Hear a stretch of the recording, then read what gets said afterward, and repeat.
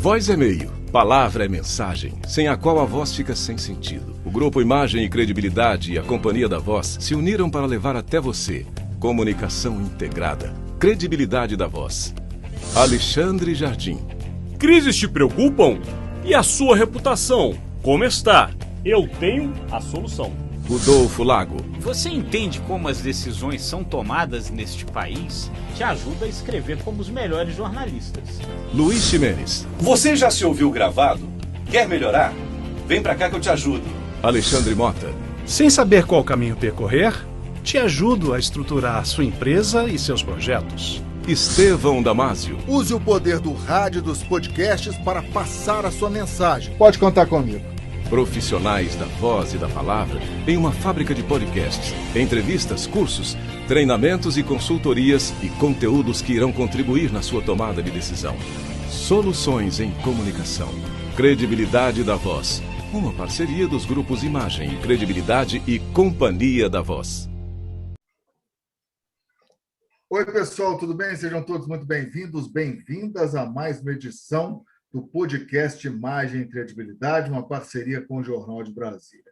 Neste espaço, nós aproveitamos para analisar os principais assuntos, os principais fatos da semana.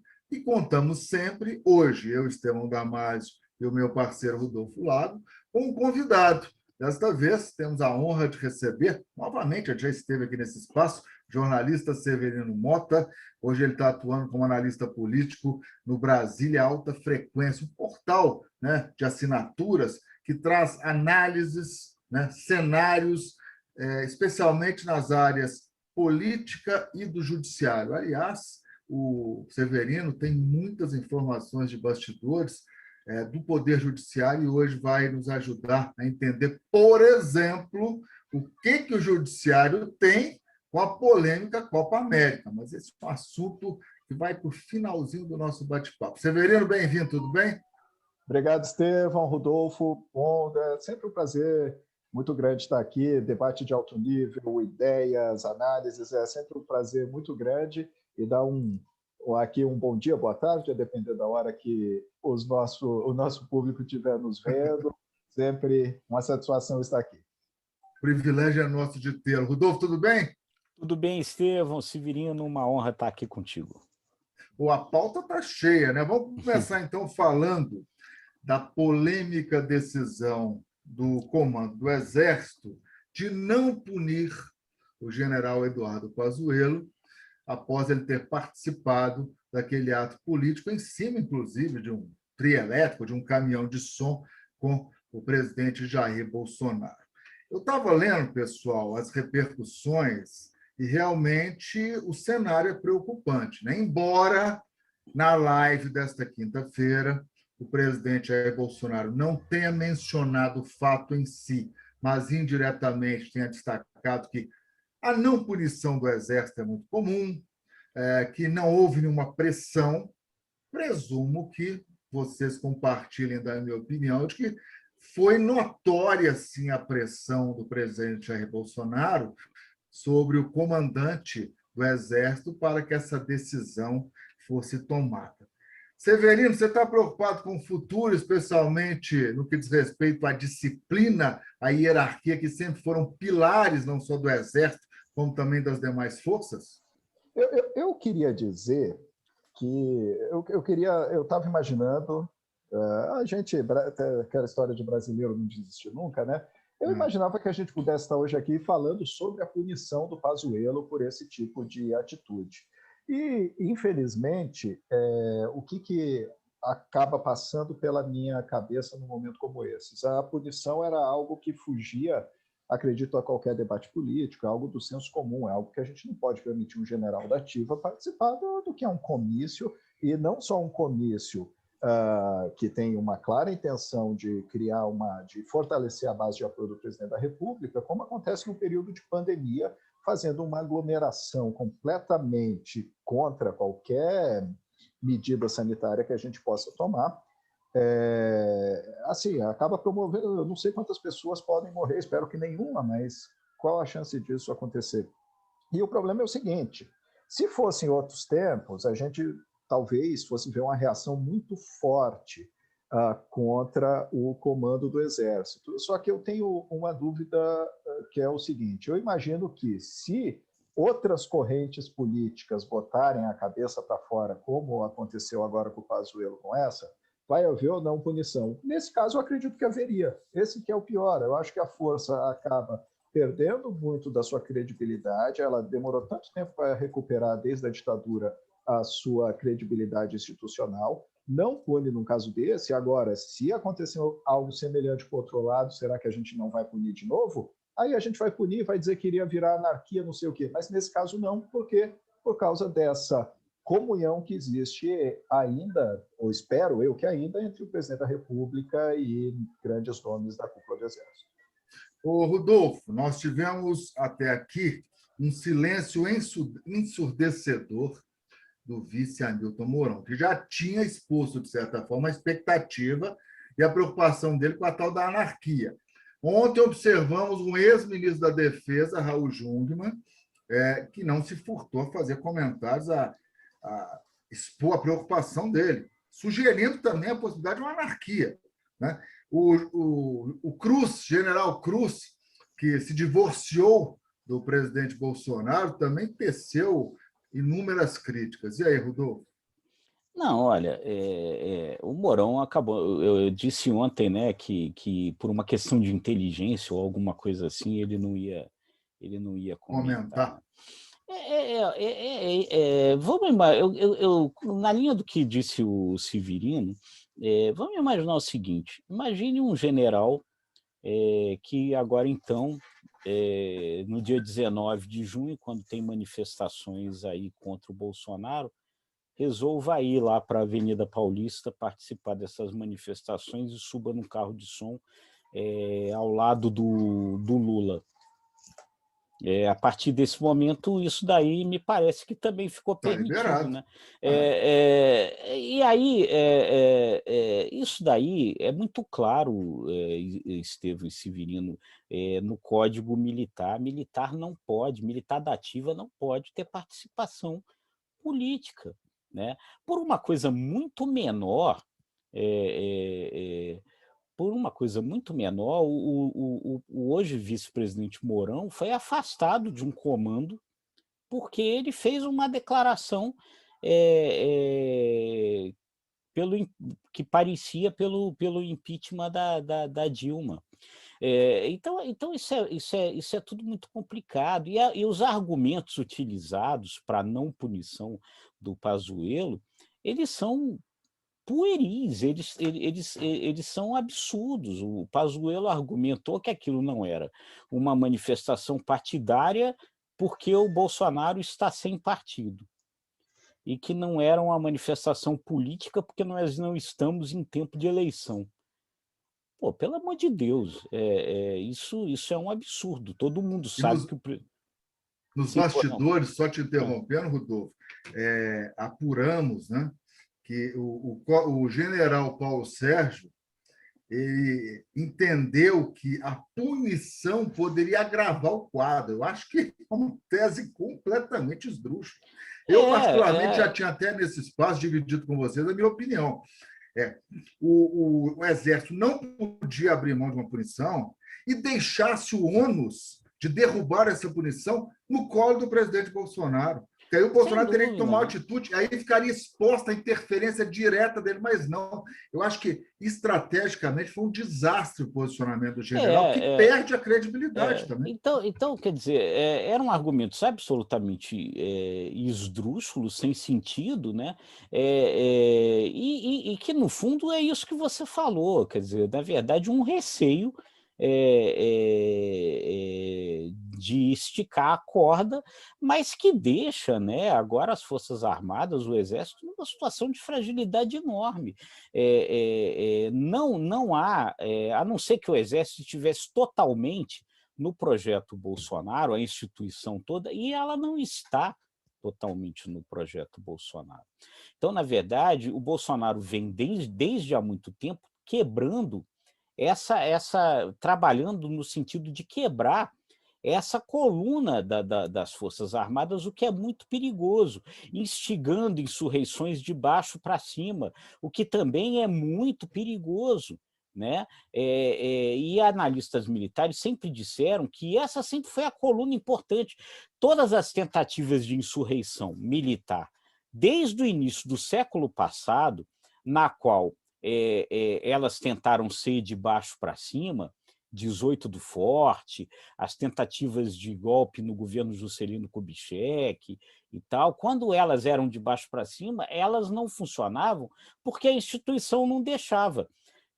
Os militares só foram ter sucesso e realmente aí dar o golpe em 64, porque naquele momento a instituição Forças Armadas toda inseriu-se, né, no mesmo projeto.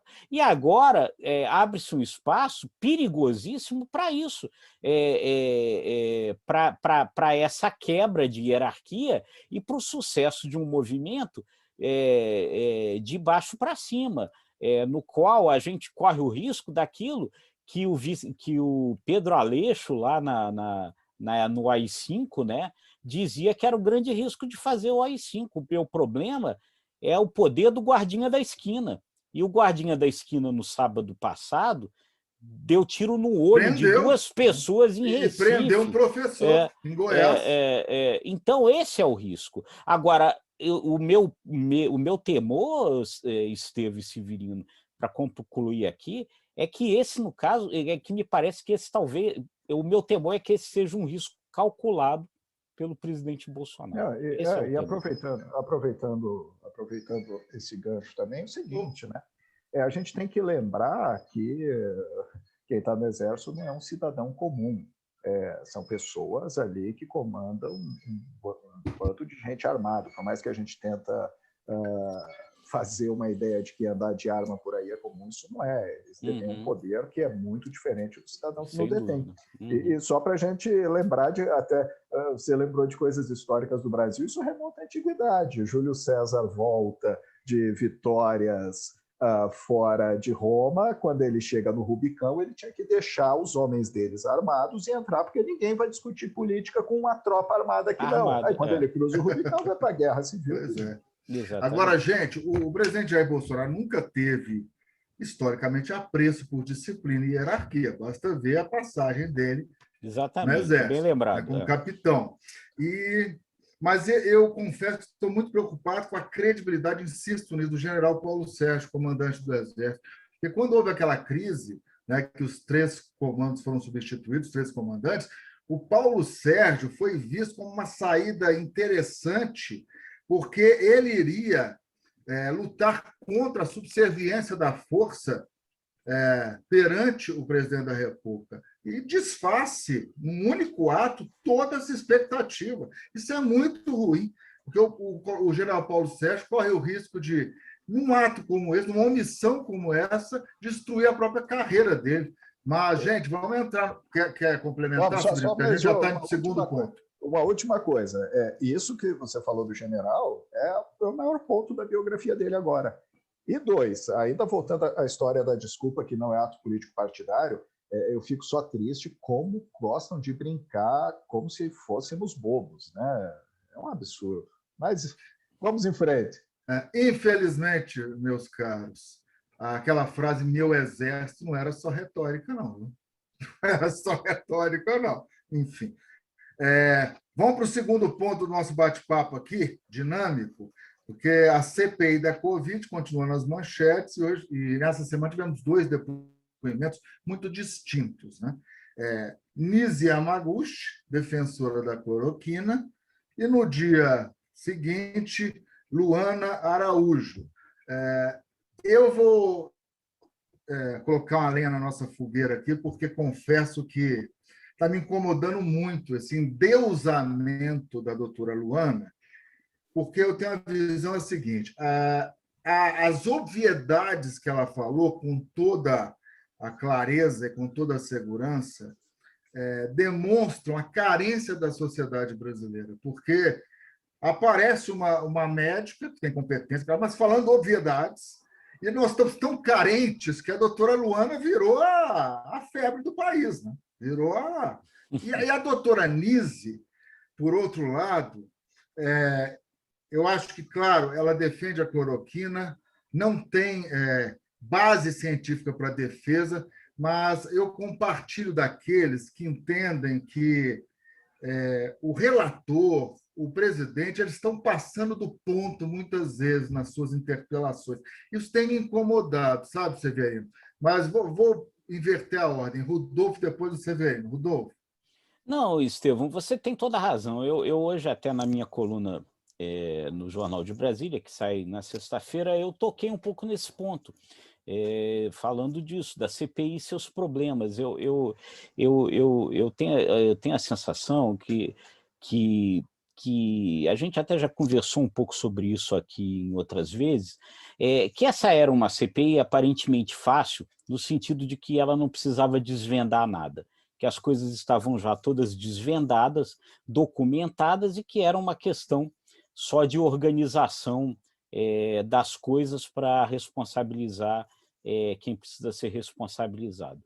Só que talvez isso tenha trazido uma armadilha para a CPI, porque a partir desse momento ela já permitiu uma antecipação do resultado, uma antecipação das convicções, né? A gente já sabe quem são os responsáveis desde o início, né? E aí o que acontece?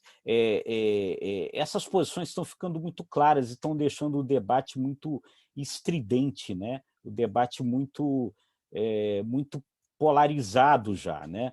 E isso leva, me parece que leva a problemas ali, a alguns momentos ali onde você extrapola o limite que deveria ser o seu limite no papel de presidente de uma comissão de inquérito, de relator e tal.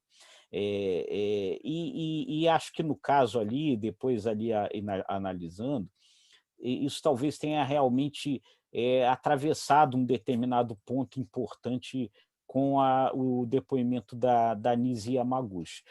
Acho, assim, a minha sensação, e isso que me espanta, é que, apesar do currículo dela, de ser uma médica importante, essas pessoas que adotaram esse princípio de defender tratamento precoce, cloroquina e tal, a minha sensação é que elas não têm muita convicção do que elas estão defendendo. E isso é que é um grande problema. Quer dizer, eu esperava ali no depoimento da Nise Yamaguchi, a gente até falou aqui, que em algum momento alguém perguntasse a ela o seguinte: ok, doutora, então a senhora me diga assim, como é que a cloroquina atua no organismo da pessoa para ajudá-la a se defender da Covid? Ninguém nem perguntou isso para ela e ela também não respondeu isso em momento nenhum. É uma coisa mais técnica, né? Ela ficou lá horas, né, falando, e a discussão com relação à cloroquina, ela fica uma discussão meio dogmática, meio religiosa. Olha, eu acho que funciona. O outro diz, eu acho que não funciona. Eu acredito, eu não acredito. Pô, acredita ou não acredita? Por quê, exatamente, né? Do outro lado, a gente vê, não acredito por isso. Do lado de quem acredita, eu não ouvi até agora ninguém chegar lá e dizer eu acredito porque acontece no organismo da pessoa isso, isso e isso. O que me leva a crer que talvez não aconteça nada no organismo da pessoa, e isso é muito sério, muito grave, né? E aí, é claro, aí fica aquela enrolação, as pessoas se irritam com a enrolação, e é o que aconteceu no depoimento da Nise Yamaguchi. No outro dia, a Luana vem com uma postura oposta. Vamos combinar o seguinte: os governistas ali, Marcos Rogério, Luiz Carlos Reis, poderiam ter feito com a Luana o mesmo que o Otto Alencar fez com a Nise, certo? E por que não fizeram? Porque a Luana não deixou. Deu espaço, né? Ela não deixou. Ela foi capaz de esgrimir essas tentativas. Então, isso tudo é complicado. Agora, de fato, isso não significa, na minha opinião, que também, por outro lado, você tenha que fazer talvez o que se fez ali com a Nise, quer dizer, talvez ali tenha se perdido a possibilidade de fazer uma inquirição melhor, né? A gente até comentava aqui no momento, ela ia começar num determinado momento, por exemplo, a falar da história da bula, da reunião lá, da famosa reunião, que ia trocar a bula da cloroquina e tal, e ela negava que isso tivesse acontecido. Num determinado momento do depoimento, ela parecia que ia enveredar para isso, e aí o Randolph interrompeu ela e isso ficou no ar. É um nível de ansiedade que você não deixa... Gente, é o que nós falamos aqui, já passamos do Severino. É óbvio que a maior parte das perguntas não demandam resposta sim ou não, porque fica parecendo que o sim ou não é para embasar ou não a tese do relator. Né? Ele fica insistindo. Tem respostas que têm que ser contextualizadas. É claro que a testemunha enrola tudo, mas ali está demais. É um nível de ansiedade, Severino. Qual a sua percepção? Assim, só fazer só uma pequena... Pegando aqui o Rodolfo, que a questão de cloroquina, por exemplo, a gente tem 2 problemas que eu acho maiores. Né? Um que é você estimular a aglomeração ou você a seguir uma vida normal porque você acredita que algum remédio vai ser capaz de te curar. Tomou o remédio e pronto. Né? E outro que a própria cloroquina, quando não usada nas especificidades dela, seja para uma malária, para algum outro tipo de enfermidade, ela é muito agressiva ao fígado. Você pode matar a pessoa. Exato, fígado do coração, você pode matar uma pessoa. Agora, assim, a CPI é um tribunal político e a gente tem um problema que é esse que o Rodolfo colocou. Eu imagino que até no reino mineral é sabido qual foi a atuação do governo perante a vacinação, estímulo ou não à aglomeração ou aos cuidados que são precisos ter. Mas, realmente, eu acredito também que, assim, você tem muita coisa que o relator só quer trazer para o seu ponto, que tem essa crítica da oposição, só serve aquilo que adequa ao relatório já pré-escrito. Mas a gente tem que tomar também um cuidado com o seguinte: ao mesmo tempo que a gente permite uma expansão maior de determinados temas, a gente cria o risco de reforçar a desinformação, o messianismo, essa coisa toda. Por exemplo, a gente está discutindo basicamente nessa questão de cloroquina ali na CPI se 2 mais 2 é 4. Aí a gente fala, não, 2 mais 2 é 5, 2 mais 2 é 1,5, 2 mais 2 pode ser 9. E assim, dado a politização que existe desse tema na sociedade, por ser um tribunal político, a gente corre o risco de, às vezes, estar exacerbando uma desinformação também, para pessoas que estão loucas para acreditar no milagre, na política e em métodos que não são os melhores para a gente lidar com essa pandemia. Ou seja, meus caros, pelo que eu concordo, foi muito importante esse ponto do Severino, viu, Rodolfo? Porque talvez esse ponto levantado pelo Severino justifique a intervenção enfática do presidente quando o Renan passou aquele vídeo no qual ela dizia da vacinação aleatória, né? Aleatória, E aí o presidente se arvorou e falou, não, ela está mentindo, isso não é verdade, vacinação. Justifica aquela reação com base nesse ponto que eu julgo muito importante levantado pelo Severino? Não, acho que sim, isso é importante. Eu acho que você tem realmente tem que haver essa responsabilidade. Severino ali foi preciso, né? Você tem ali um palco importante, as pessoas estão assistindo aquilo com muita atenção e realmente ficam buscando confirmação para essas suas crenças, né? E aí, realmente, numa hora dessa, você tem que cortar, né? Como é que pode, né? Alguém ir contra a vacinação, falar em fazer vacinação aleatória. Como é isso, vacinação aleatória? Você tem que vacinar todo mundo. Todo mundo sabe disso. Todo mundo sabe disso desde a febre amarela, desde Oswaldo Cruz. Tem que vacinar todo mundo. Agora, pessoal, rapidamente, eu vou repassar para vocês, e, por favor, muita objetividade, uma pergunta que minha mulher me fez. Minha mulher não é jornalista. Mas, peraí, o que isso vai dar? Porque, omissão do governo, está muito cristalizada essa tese. Opção por um tratamento sem comprovação científica, em detrimento da vacinação também. A politização, aquele episódio Bolsonaro-Dória foi recusar a vacina, não é do Dória, né? A vacina que São Paulo estava negociando. Isso é de um erro crasso, pode até ser crime. Mas ela me perguntou, vai dar alguma coisa prática? E aí, Severino? Eu acredito muito mais num resultado político dessa CPI, pelo menos num primeiro momento, do que num resultado prático, se a gente pensar no ponto de vista jurídico. Por quê?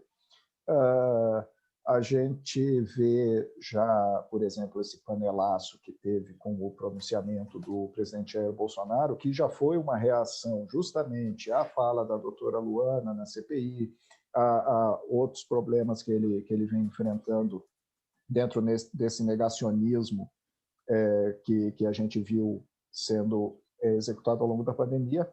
E, por outro lado, do ponto de vista jurídico, eu não acreditaria numa solução ou em algum resultado mais imediato, porque nós temos hoje uma PGR que eu não vou dizer que está alinhada aos interesses do presidente, mas que pelo menos parece estar.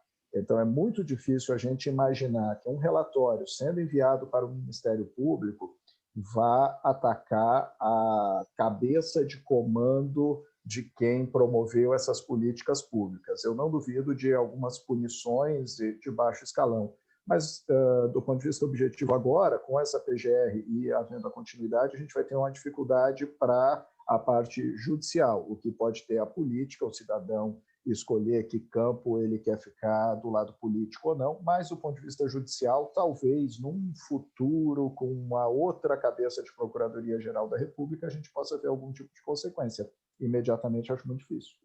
O Rodolfo quer complementar antes de a gente entrar em campo com a Copa América? Sim, rapidamente, é isso, é porque a CPI, né, ela apura, mas ela mesma não indicia ninguém, né, então ela tem que pegar aquilo e enviar para a Procuradoria-Geral da República, que com base naquelas coisas ali que ela apurou, pode ou não fazer os indiciamentos. A atual Procuradoria-Geral da República não acredito que faria, né, aí ela pode talvez ter alguns tipos de desdobramentos políticos, né, como bem disse Severino, acho que é isso mesmo, ou algumas consequências aí que vão ser que são no campo do legislativo, que poderiam, né, se houver alguma responsabilização de algum parlamentar, mas parece que não há algum processo de cassação, ou o impeachment. Agora, o impeachment também não é provável, né, porque aí também acho que não tem... no segundo semestre, né? Tem não tem as condições políticas para chegar a tanto. Então, eu acho que, no fundo, é isso mesmo, é mais aumentar essa conformação política que, neste momento, ela não está sendo muito favorável ao Bolsonaro. E como se não bastasse todas esses temas, esses desafios, teremos Copa América no Brasil, né? Brasília, inclusive, vai ser sede de vários jogos. Eu vou repassar para os senhores a pergunta dos bolsonaristas nas redes sociais. Poxa vida, tem Libertadores, né? Tem eliminatórias, tem Brasileirão, tem Copa do Brasil, por que não tem Copa América, você vê? Qual o problema da Copa América? Esse tema ele é complicado justamente por isso, né? Se a gente for pegar do ponto de vista da mediação, da tranquilidade, se a gente pode evitar um evento como esse, para que fazer? Quer queira, quer não, a realidade de Brasileirão, desses outros campeonatos, foram diferenciadas. Eu acho, inclusive, que a gente precisava de muito mais cuidado com eles do que está tendo hoje, mas se a gente tem a opção de não sediar um evento que, por sua própria natureza e por conhecermos como o brasileiro se comporta, vai gerar aglomerações, vai trazer mais dificuldades, por que não esperar um pouco? Por que não adiar um pouco isso? E aí a gente acaba também politizando uma questão que é de saúde. A gente não está fazendo uma avaliação técnica dos impactos sanitários que isso pode ter. A gente tem, de novo, o lado do governo querendo mostrar que a vida normal tem que seguir, porque por mais que pessoas morram, e eles lamentam sempre as mortes, é sempre lamentável, mas todo mundo vai morrer, como a gente ouviu já diversas vezes. Você tem que se preocupar com a economia, então eu vou mandar o homem do campo ficar em casa, enfim. Mas, assim, se a gente tem como deixar isso para frente ou não fazer, a gente não tem que trazer de novo para o campo político uma discussão que hoje é eminentemente sanitária. É uma pena. E, assim, a gente vê, dentro dessa briga que virou, todo o tema sendo judicializado hoje. Esse tema, por exemplo, chega no Supremo Tribunal Federal. E dentro dessa politização do Brasil, até o próprio Supremo está tendo uma série de dificuldades para atuar. Por exemplo, muitos ministros concordam com isso, falam, pô, como é que eu vou dizer que eu não posso ter a Copa América se está tendo o Brasileirão ou tal? Ou seja, a gente, dentro do próprio judiciário, a discussão política parece estar mais forte do que a discussão técnica. Pois é. E aí, para onde a gente vai? A gente politizou uma questão que, na verdade, era uma questão sanitária, que bastava dizer, esse momento não é correto. Assim, se seu filho está com sarampo, você vai fazer uma festinha de aniversário chamando 10 coleguinhas dele para dentro da sua casa? Uhum. Pode até chamar, mas os pais vão ficar loucos da vida. Pois é. E aí, Rodolfo? Olha, todos nós gostamos de futebol, digo, nós somos fanáticos de futebol. Com certeza. Três aqui. Veja só, assim, não, sem dúvida, não é possível não dar alguma razão, porque realmente não tem coerência mesmo, né? A gente está aqui gravando na sexta-feira, vocês vão assistir no fim de semana, mas hoje tem jogo das eliminatórias, né, da Copa do Mundo, em Porto Alegre, né? O Brasil vai jogar lá. Então, realmente, isso não é coerente. Só que tem um outro ponto, né, Severino e Estevão, que eu acho que a gente podia considerar com relação a essas competições que estão havendo e a Copa América. A forma como se faz a eliminatória, ou como se faz o Brasileirão, não implica a concentração de todo mundo que vai competir no mesmo lugar, né? O time viaja para um determinado lugar, mas são competições longas, né? As eliminatórias da Copa do Mundo dura mais de um ano, né? Não é mesmo? Para acontecer, né? Quando uma competição como a Copa América não concentra, né, diversas delegações de diversos países em poucos pontos, né, durante um período menor. E aí o que acontece? Qual é o risco aí maior, me parece que tem isso? Você concentra essas pessoas que estão vindo de outros lugares, entendeu? Que fizeram escalas em aeroporto para chegar aqui, né? Sabe-se lá com quem elas se encontraram. Você tem cepas aí tentando evitar que entrem no país, entendeu? Por outro lado, você tem cepas aqui que você quer evitar que o cara leve para fora, né? E tem uma coisa interessante, porque os jogadores europeus já foram vacinados, né? Os brasileiros não. Então tem delegação com 80% vacinado, outra com 40%, uma com uma dose, tá uma bagunça. Então acho que esse é o grande risco nesse momento, né? Você fazer uma competição onde você concentra pessoas que estão vindo de vários lugares em alguns pontos só durante um período menor de tempo. Eu acho que esse eu acho que é o problema. Eu acho que deveria se tomar cuidado, sim, com toda e qualquer competição esportiva nesse momento, entendeu? Assim, da mesma forma como é meio absurdo, me parece, fazer uma Copa América agora, é um absurdo você fazer uma Olimpíada lá no Japão, né? Porque o problema é o mesmo, você vai maior ainda, né? Você vai trazer gente do mundo inteiro, botar lá, concentrar durante um mês e pouco no país e esse é um risco muito grande, né?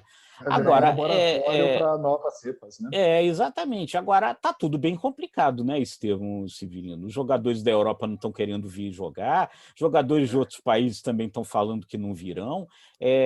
A gente pegou essa Copa América na xepa. E tudo que se pega na xepa, né, às vezes não tem grande qualidade, né? Então acho que a gente pode acabar comendo uma Copa América estragada aí. Eu confesso que às vezes eu fico pensando, sabe?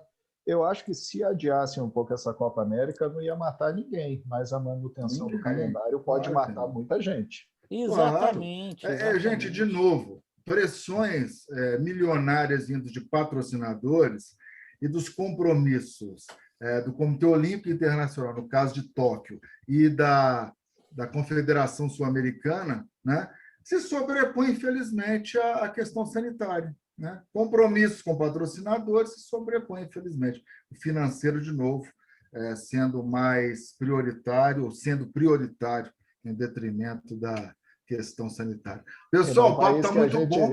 E só para finalizar, Estevão, e num país que a gente ouviu que, sei lá, 20, 30, 40 dólares numa vacina era caro demais. Aí, esse compromisso financeiro eu não posso ter. Pessoal, chegamos ao final. Vamos para as nossas apostas. Nosso convidado, primeiro, Severino, apostas para a semana que vem. Na semana que vem, eu acho que a gente tem uma chance aí de voltar um pouco força no debate político, justamente em função da CPI do Covid. Esse último panelaço, pelo menos aqui em Brasília, e pelas notícias que eu vi de outros lugares, foram muito fortes. Eu acho que essa briga política tende até a ficar um pouco mais forte do que está agora. Acho que isso vai andar num crescente. Eu vejo também, pelo lado aí do judiciário, uma tentativa de esfriar um pouco as coisas, deixar, já que a briga está tão forte ali do outro lado da Praça dos Três Poderes, você tentar dar uma aliviada, não colocar temas muito sensíveis para discussão, né, nesse primeiro momento. E essa tentativa que a gente vê ofuscada do legislativo tentar passar algumas coisas que não podemos chamar de reformas, mas algumas coisas que pudessem dar algum alívio para a economia, mas também sem grandes chances de avançar, porque parece que o país está realmente com a sua política concentrada agora nessa CPI da Covid e daquilo que dela pode sair já com olhos que deveria estar agora, mas com os olhos na próxima eleição. Rodolfo.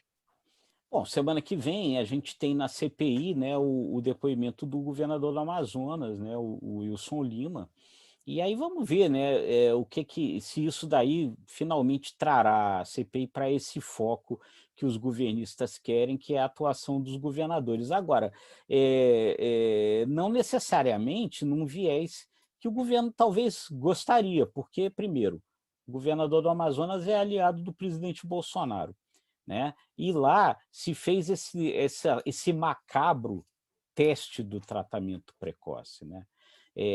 E aí nós vamos ter resposta, talvez vamos esperando que a gente tenha resposta para algumas perguntas que são complicadas, são cruciais ali, né? Com quem se negociou esse teste do tratamento precoce? Quem autorizou dar doses elevadas de cloroquina para as pessoas, fazer nebulização de cloroquina? Da onde saiu a autorização para esse teste macabro? A resposta disso talvez não seja boa para o governo, não. E olha, vai ser difícil para o governador, porque ele vai se sentar na CPI logo após mais uma operação da Polícia Federal, né? O secretário de saúde dele preso, busca e apreensão contra o governador. Olha, não vai ser fácil para ele, não. Gente recebendo polícia a tiros, né? Exatamente. Inclusive, ontem, mostramos a subprocuradora-geral dando uma satisfação para o STJ, Superior Tribunal de Justiça, dizendo que ela nunca viu nada, eu também não, nunca vi nada parecido. Polícia Federal ser recebida a tiros, e a desculpa, não achamos que fossem ladrões. Cola? Não cola, né? Não cola.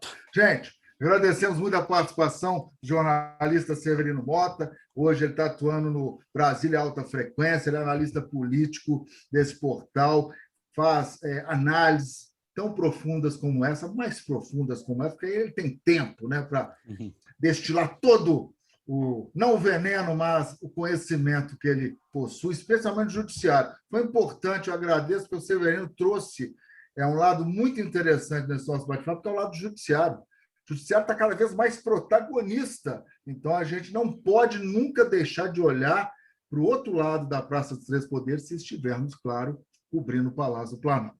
Severino, parabéns pelo trabalho, sucesso e volte sempre. Obrigado, Estevão. Obrigado, Rodolfo. Estamos sempre à disposição aqui. Obrigado a todo mundo que nos assistiu aí. Rodolfo, maravilha. Até outra oportunidade, até segunda, né?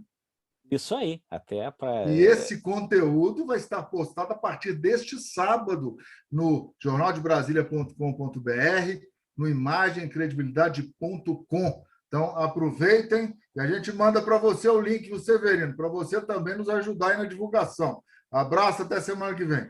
Tchau, gente. Até a próxima semana. Um abraço.